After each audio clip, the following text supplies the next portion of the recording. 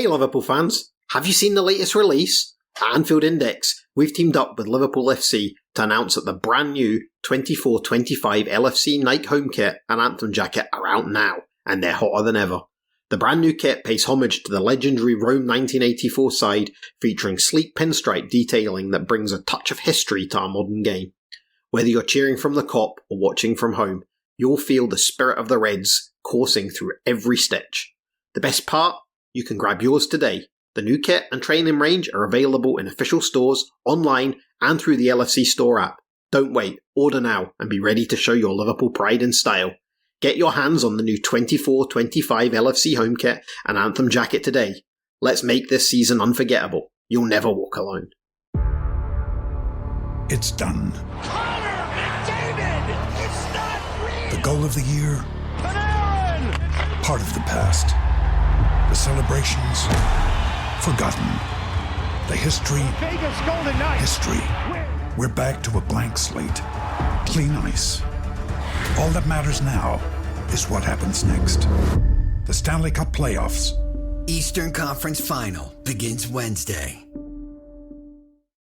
When you need mealtime inspiration, it's worth shopping Kroger, where you'll find over 30,000 mouth-watering choices that excite your inner foodie. And no matter what tasty choice you make, you'll enjoy our everyday low prices, plus extra ways to save, like digital coupons worth over $600 each week. You can also save up to $1 off per gallon at the pump with fuel points. More savings and more inspiring flavors make shopping Kroger worth it every time. Kroger, fresh for everyone. Fuel restrictions apply.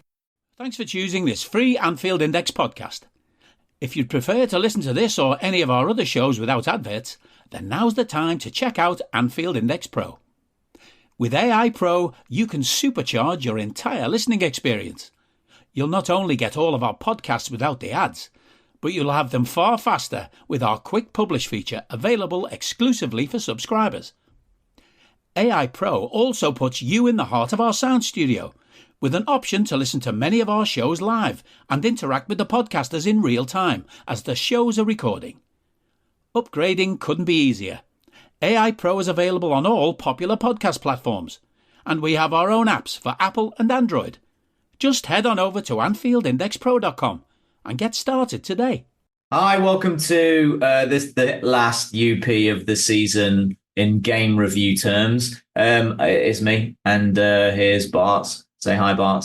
How you doing, mate? There you go. And I'm not entirely sure where the other lads are, doing other stuff that's way more important. Maybe they're off partying with Klopp. I think Darth might be, he lives around the corner. He's got a big posh house. There you go. Right, so we're going to talk about the magnificent end-of-season game against Wolves, all of the good stuff, very important analysis of the tactical stuff that went on in that game, obviously. And we can make some significant projections for next year on the numbers we saw in this game.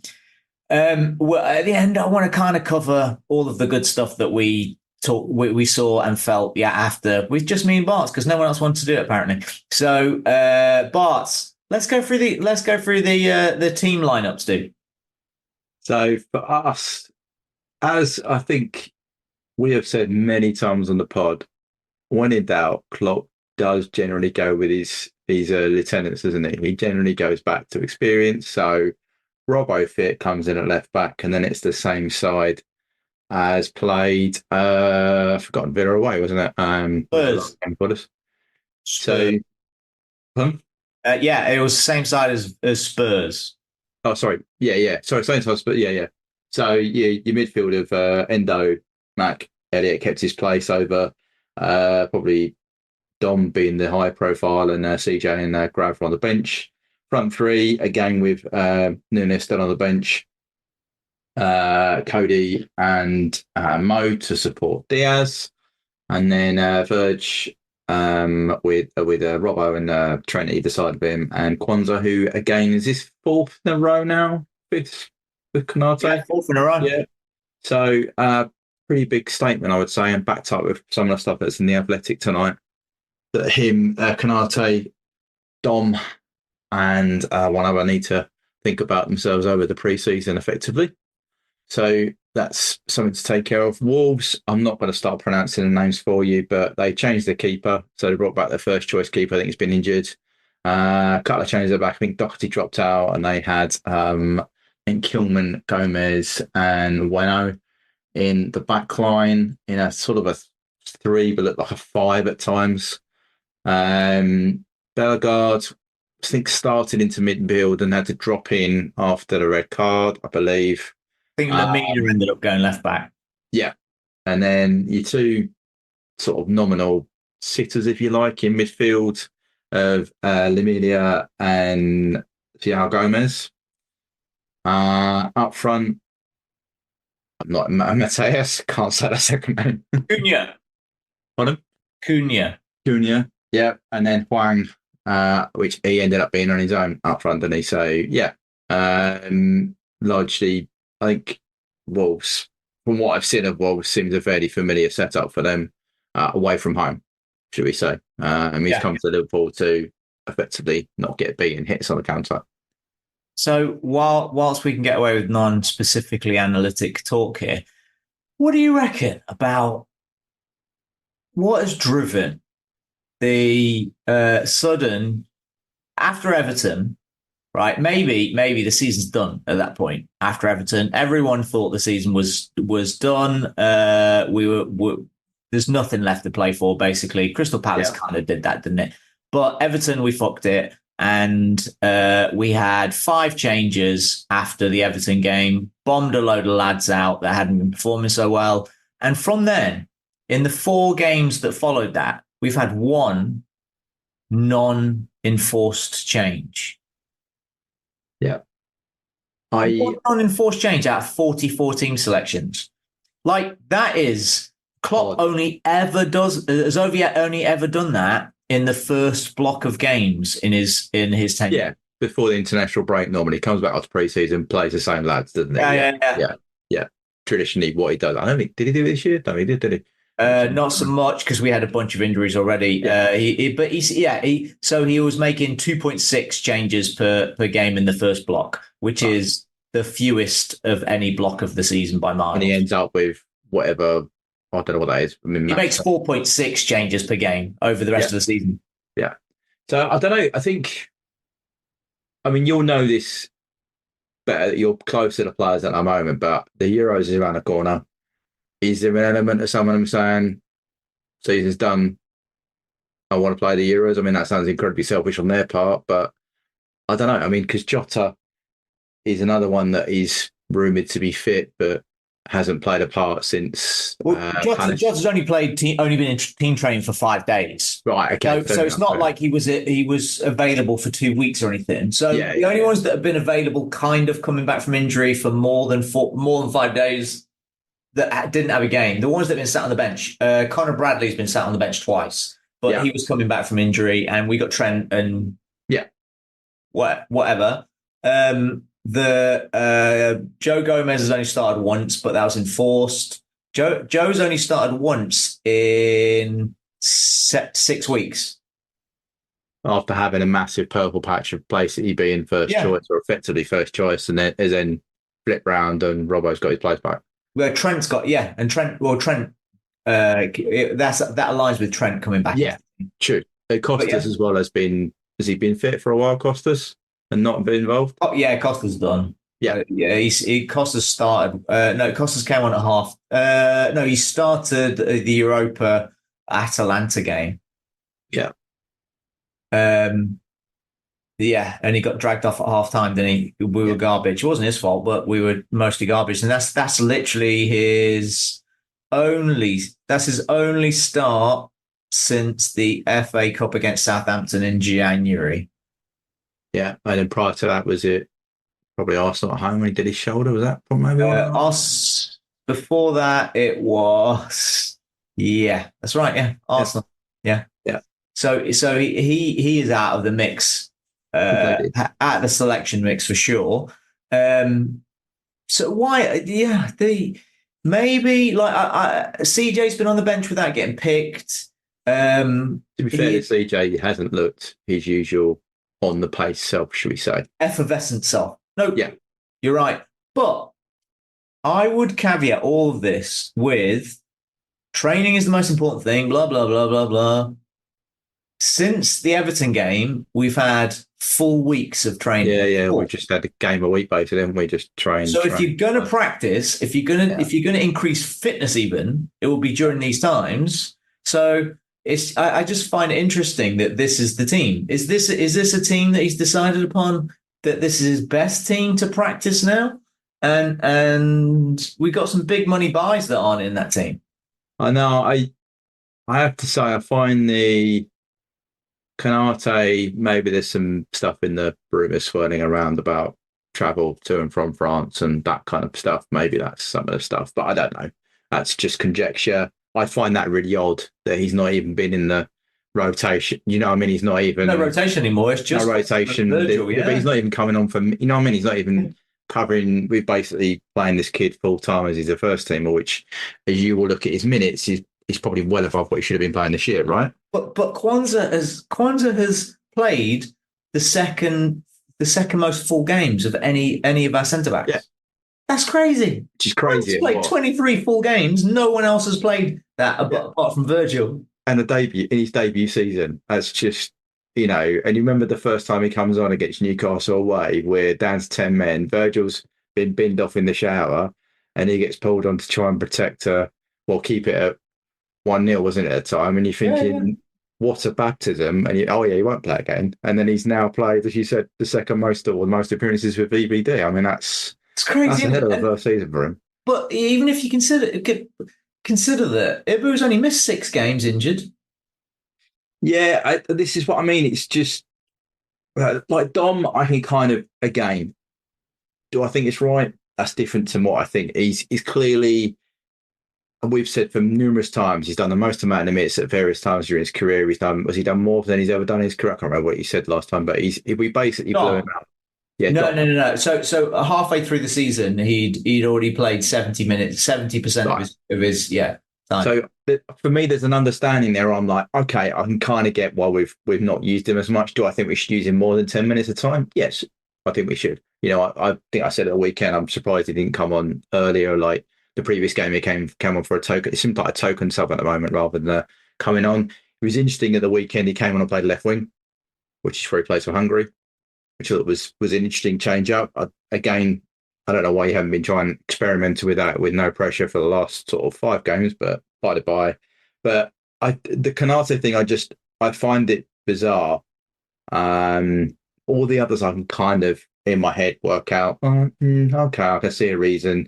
You know, Núñez, his form has dropped off a cliff, right? There is no reason, even if you're his biggest supporter, you can't justify his selection over some lads who've put in some, you know, Cody might not be a first choice player for us. We're not going to win the league with Cody starting, but he's put in a decent run of form.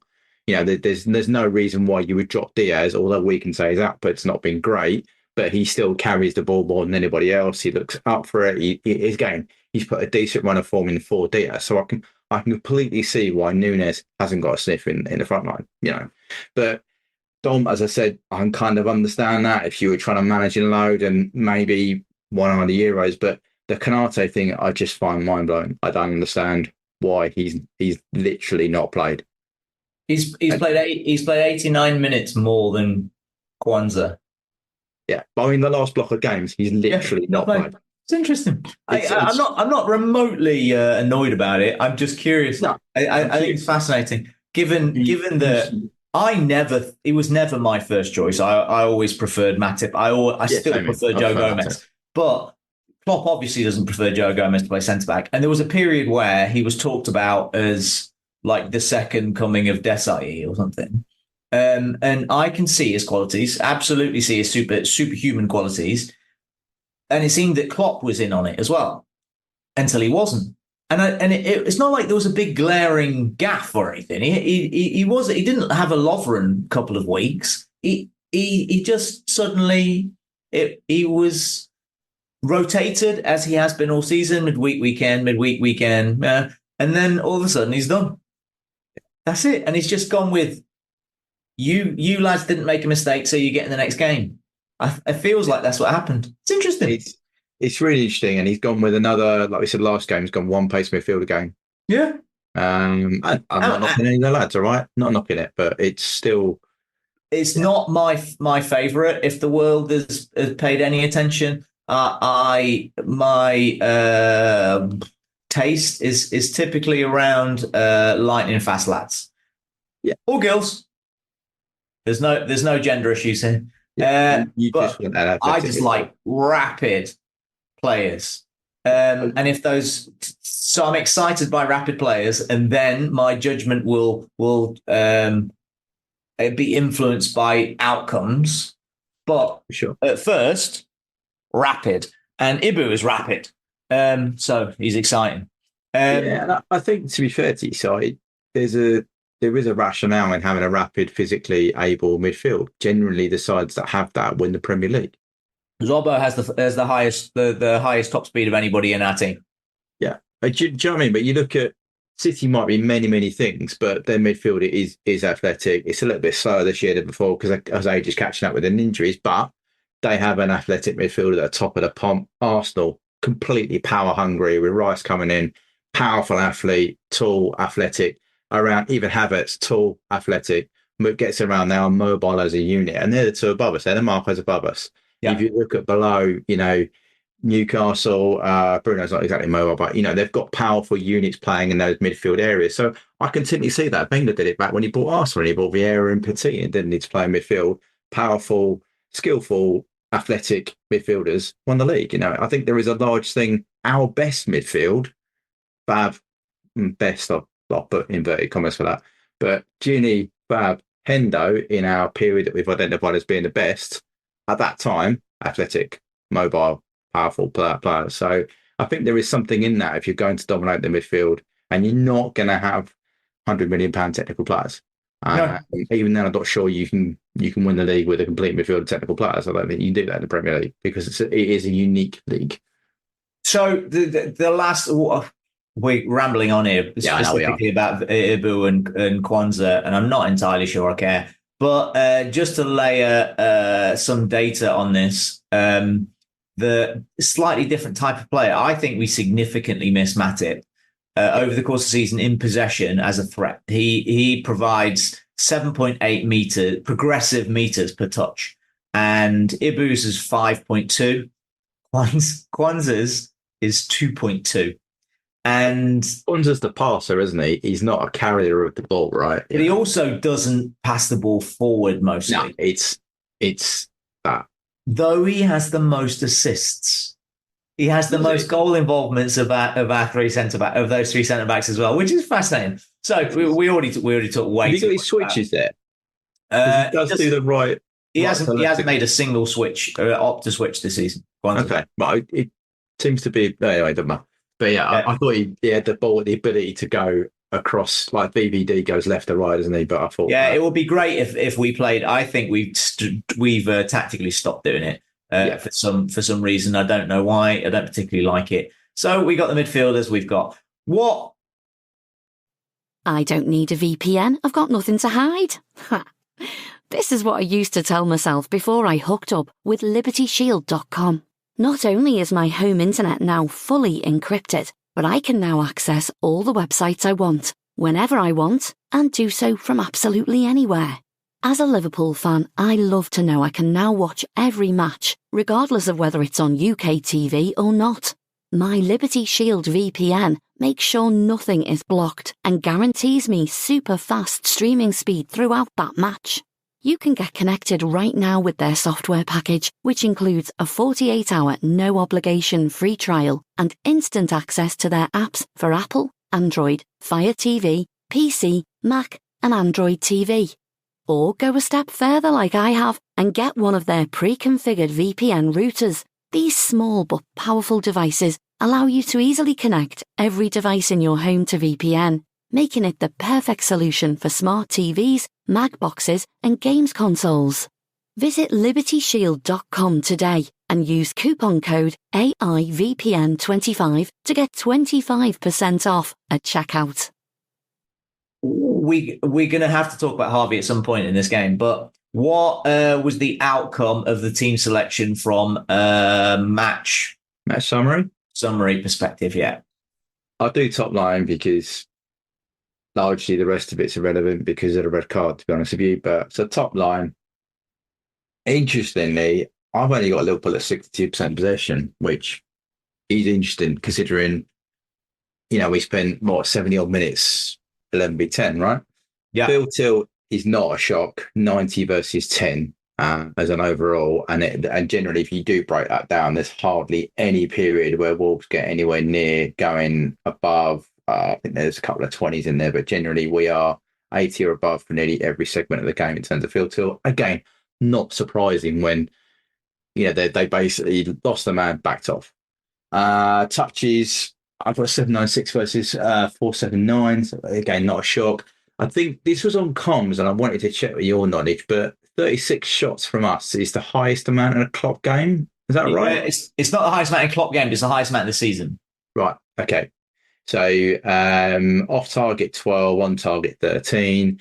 Penalty box 27 in their penalty box shots, which is, I think, one of the highest on comms again. I think Newcastle might have had slightly more, I can't remember.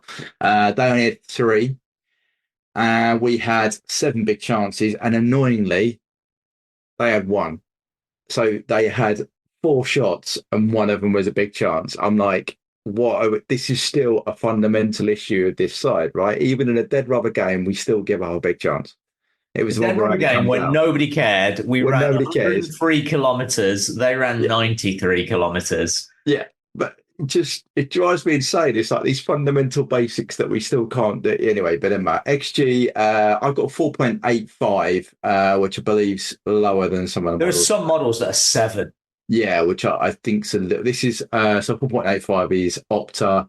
Understat, I've got on another one. I'll have a look in a minute. 566 Opta. I've got a 512 average across the 6 model, which is what roads are used to. And then I've got Wolves at 0.5. Don't know what your average is there. 0.71 is the average I've got. So just to finish off, you don't need to know about non-penalty and post-shot because post-shot 5.42 from 4.85 is fairly decent for us. Like turning it, some of them we turned some low XG to a high post-shot. We did some, which is better than we have been doing in previous games. Well, 5.5. I have at 5.1, which is the 4th highest under Klopp.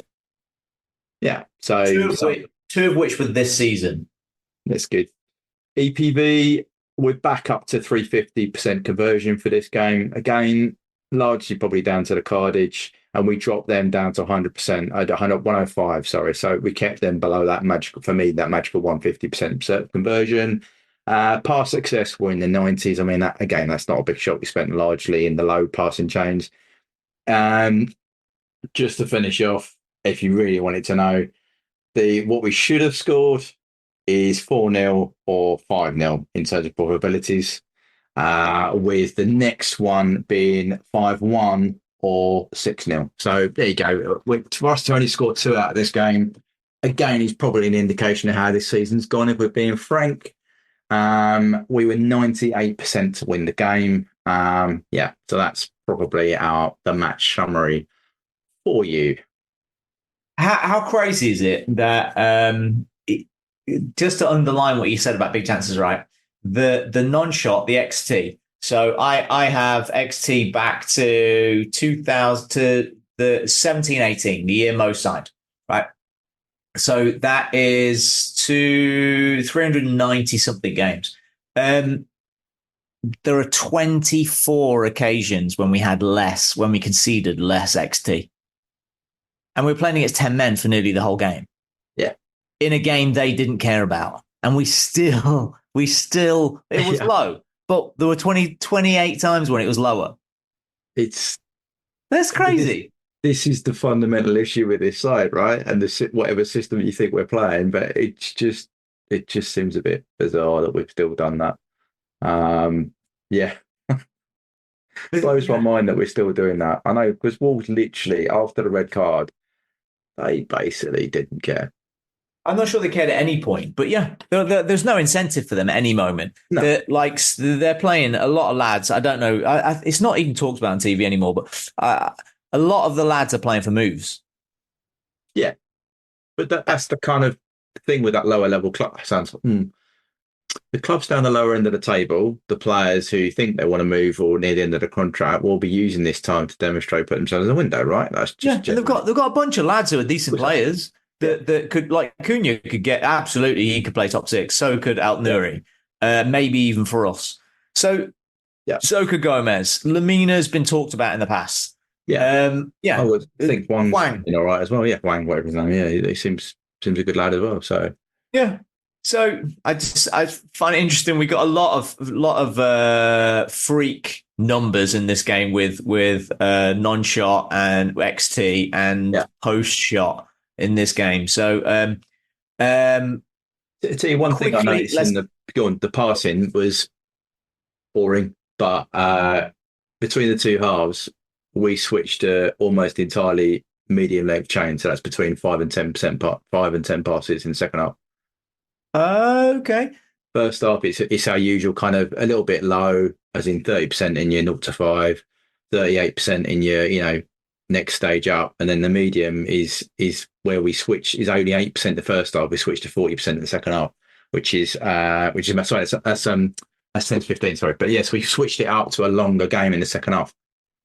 Okay, our long ball rate was the lowest of the season, which is crazy. Yeah, it's interesting. We had 24 passes leading to the first goal, which I thought was kind of cool. Which is the second highest chain preceding a goal this season. And let's talk about that. Did anything really happen before the goal, apart from the sending off? I suppose we better cover the sending off. Was it a sending off? Yes. I think it was, yeah. I think we were in the chat. That's a red card. I don't even know. Gary O'Neill was apparently annoyed about it, but I think I can understand the referee only giving that a yellow on first glance, and then the VAR actually worked as it should do. He went and looked at it. It's clearly over the ball, didn't touch it, and it's a red card. I cannot see how there is any other explanation of why that isn't a red card. So my feeling instantly is that that should always be a red card. Any of the equivocations that they've seen this season should have been removed because they should also have been a red card. But I understand what Caro was saying in that, that's it. That's an orange. That's a yellow card. That because it's regularly given as a yellow card. Yeah, doesn't make it right. They're regularly wrong. Yeah. It absolutely endangers an opponent. It should always be a red card. That's it. And interestingly, Tyler said the same card colour on. I was watching it on NBC, but yeah, Tyler said orange card as well. So. Yeah, no, it's garbage. Right, so at that point, it was like 0.38 to 0.22 xg. Nothing really happened, but they'd had 2 touches in that box. They'd had 2 shots, which came to pretty much nothing. But we'd already had, after 28 minutes, 26 touches in their box. We were already totally dominant. There were 15 games this season where we had fewer touches in the box. And a quarter of the game, we'd already had 26 touches in the box. And we went on to have our most of the season of 71, which is absurd. Yeah. 71 touches in the box in the game. And to only score 2 goals from that is...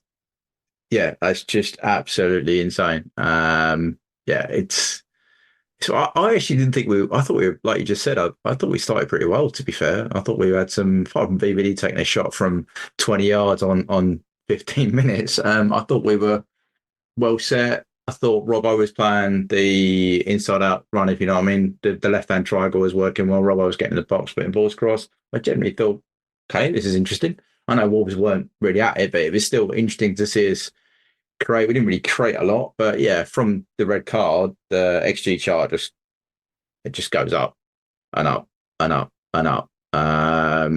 Where's the goal start from then, Si? Going back, I couldn't say. I think it's a throw-in down near right back, but I could plot them from the interchange of passes from Kwanzaa and Virgil in the middle, and it goes out towards our left-hand side.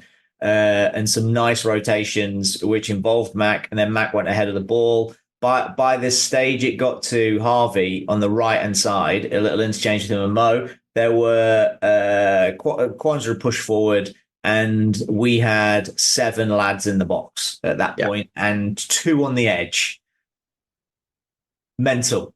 And Harvey does what Harvey does. That is I think this is going to be, everybody knows what the Hendo pass is, which Hendo had less success as an assist with that pass that he attempted like 400 times a season than Harvey has with his pass, which is that from the top apex of the box, left foot towards the back post. Yeah. And this season, that's the 3rd assist he's got with that specific pass. But it's a different flight, isn't it? Because he cuts back and hits it with his, not the wrong foot, but you know what I mean? From the right wing, traditionally crosses with your right foot, right? Because he's cutting back, the angle is different. So the centre half, as we've often said, they're having to change their position, aren't they? And if you know what he's going to do, which all our players now do, when it goes out there, stands the player up, cuts back, that point, they're making the run, aren't they, to get on the arc of the cross, which Mac does. I think it actually goes off. Does it go off the defender, or is that Cody's one? I can't remember. The next one. But and the ball goes in. They know where it's going to be. And you've got to give Harvey his due. That cross, he can seemingly pick out a player at will in the right area. Cody was that 2 games ago? Tottenham? Was that Cody as well? Yeah. So that was Harvey. So it's that clip ball, but it is very effective. You can't knock him for that. No, he's good. And weirdly, he was put on corners, which I found fascinating. Given, I think Robbo's mostly crap at corners, but Robbo always takes corners these days, and he's been taking them more than Trent for the last 4 games, which is weird. But take the corners out. The Harvey was 4 of 6 crosses, which is crazy. Like that's just. It's an absurd number. So 20 crossing goes into 26%, and he's got 75%. Amazing, right? But this is also, we've spoken about this a lot. Is Harvey played better in that whatever you want to call it, zone 14 half space fight, whatever you want to call it, right? But because we had a man more, he could just employ himself up there. He didn't have to necessarily have to do the running back, which is the bit where he struggles with, right? So this is the kind of game where you do want a player like Harvey that high. Even Mac, I mean, if you look at touch map, him and Mac are basically side by side in either side of the zone 14, because we've got an extra man. We've gone on an Endo, you deal with them. We'll cover that at the back, and you boys go and influence the game higher up, which is where you want Harvey to be. What you don't want to do is get him where he has to chase back. When the ball goes behind him, he's out of the game. He's dead. So this is the ideal opportunity for him to get those touches, for him to get on the ball, create those crosses, because he has done off-ball work. He hasn't got to do it as much. It's not a priority in this game. 0% of his touches he had won. Yeah. So all 87 touches he was that followed a touch by a Liverpool player, which is that's unique in a midfield anyway, and it's very unique for a Liverpool midfield. Conversely, Endo had 18% of his touches. He won the ball. Yeah, was possession he control? Recovered possession, which is good. The possession control in this game is going to be insane, isn't it? Because we had all the possession and nobody was there to lose it. So Endo's was 5. Max was 3, Harvey's was -13 because he's trying stuff. Yeah, and some shots in there. The most interesting in possession control in all this is the fullbacks, which very often are high teens, mostly down to their crossing, but the high risk passes, but because we had so much of the ball, there was no risk. And Trent's was at -6 and Robbo's was -4, which is like risk reward for that. It's phenomenal. Much more safety first and allow the midfield and the forwards to get involved. But it's much short. I think that comes about because the risk goes up the longer the pass. Yeah. And we were totally camped in their half, and we were which shows by the number of touches in their box, the highest number of final third passes of the season, all of that stuff. So it was interesting in the second half, just to add a bit on that, is after 60 minutes, there's one pass in there, so 2 passes in the right half space. Right. Yeah, we didn't play down our right hand side. We didn't play going down the left. After 60 minutes, we basically went, oh, we're not going to go down there anymore. Left hand side, it went up a bit, but we also largely stopped using zone 14 as well. So if you look at all the periods up to that point, we've got a fairly decent mix between half an hour and half time and the hour. We've got a good spread between left half space, zone 14, and right half space. With about one progressive pass in each of those per time period. After that period, it goes off. We just don't do it. They brought off their striker and brought on Matt Doherty for their striker, and so they just banked up. Yeah. So they just shut up shop at that point, and then we just tried to overload down their right hand side, our left. We kind of got in, but really haven't had an awful lot going on here. Hey guys, it's Eddie Gibbs from Anfield Index here. I hope you're enjoying this podcast, and I'm sorry to call time on the show before it ends. In the current climate, it's tougher than ever before to offer podcasts for free. At Anfield Index, we produce over 75 free shows every month, which I'm confident is unparalleled in the LFC sphere. Whilst we'd love to offer everything for free, the production costs now make this impossible. That said, we don't want to follow the model of other channels and lock all of our content behind a paywall. So what we've decided to do is to continue offering every show for free, but cut that offering to 30 minutes on our longer shows. So to get all of our shows in full and enjoy the best of everything we have to offer, we really hope you'll consider supporting the channel and signing up at AnfieldIndexPro.com. For about the price of 1 cup of coffee, you'll get every podcast in full with 0 ads. You'll also get access to our LFC VIP community, where you can enjoy live podcasts, engage with our podcasters, and chat with other Reds in real time. So that website again, AnfieldIndexPro.com. Join today. Sports Social Podcast Network. What's up, sandwich heads? Today on Steve-O's Sandwich Reviews, we've got the tips and tricks to the best sandwich order. And it all starts with this little guy right here. Pepsi Zero Sugar. Partial to pastrami, craving a Cubano. Yeah, sounds delicious, but boom! Add the crisp, refreshing taste of Pepsi Zero Sugar and cue the fireworks. Lunch, dinner, or late night, it'll be a sandwich worth celebrating. Trust me, your boy's eaten a lot of sandwiches in his day, and the one thing I can say with absolute fact, every bite is better with Pepsi.